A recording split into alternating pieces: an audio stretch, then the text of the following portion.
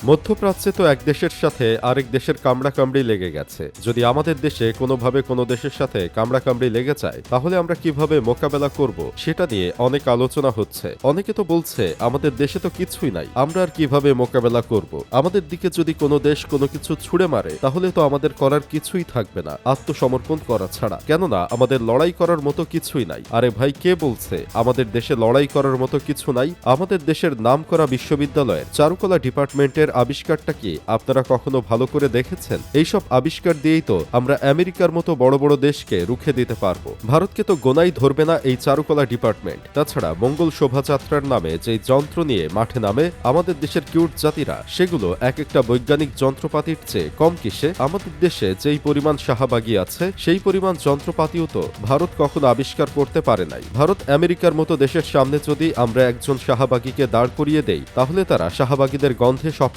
রেখে পালাবে। কেউ কেউ তো জ্ঞান হারাবে। আমাদের দেশে যদি কখনো কোনো দেশের সাথে কামড়াকামড়ি লেগে যায়, তাহলে আমরা পরিমণি নামক ব্যবসায়ীকে দাঁড় করিয়ে দিব, আর তিনি সেই দেশের প্রেসিডেন্টকে মুখ দিয়ে কেক খাইয়ে সবকিছু নিজের দিকে নিয়ে চলে আসবে, আর আমরা উইন হয়ে যাব। আর অন্যদিকে আমরা নাদিয়া ইসলাম নামক নাস্তিকটাকে যদি নামিয়ে দিতে পারি, তাহলে তো তার গন্ধেই সেনারা দৌড়ে পালাবে। অপরদিকে সুগার ড্যাডি ব্যবসায়ী ও নিস্তলা ভাড়া দেওয়া মহিলাকে যদি আপনি এই সব দেশের সামনে নামিয়ে দিতে পারেন, তাহলে তিনি গালাগালি দিয়েই সেই সব দেশকে রুখে দিতে পারবে। এমন গালাগালি দিবে যে অন্যান্য দেশের সেনাবাহিনীরা আক্রমণ করতে ভুলে যাবে, নিজেদের যন্ত্রপাতি রেখে পালিয়ে যাবে। আর নীলা ইসরাফিলকে তো চিনেন, তাই না? ওনাকে যদি অন্য কোনো দেশের সামনে একা নামিয়ে দেন, তাহলে তিনি সেসব দেশকে পরাজিত করার জন্য যথেষ্ট। কারণ তিনি যেভাবে জামাতকে নিষিদ্ধ করার জন্য লড়ছেন, সেটা দেখলেই তো বুঝে যাওয়ার কথা। আর যদি বলেন মিসাইলের কথা, তাহলে আরো ইন্টারেস্টিং তথ্য আপনাদের দেই। বাংলাদেশ পর্যন্ত মিসাইল পৌঁছাতে পৌঁছাতে দেখবেন তার পেদুরি বের হয়ে গেছে চাঁদা দিতে দিতে। সো এইসব নিয়ে এত চিন্তা করার কিছু নাই। আর আমাদের দেশে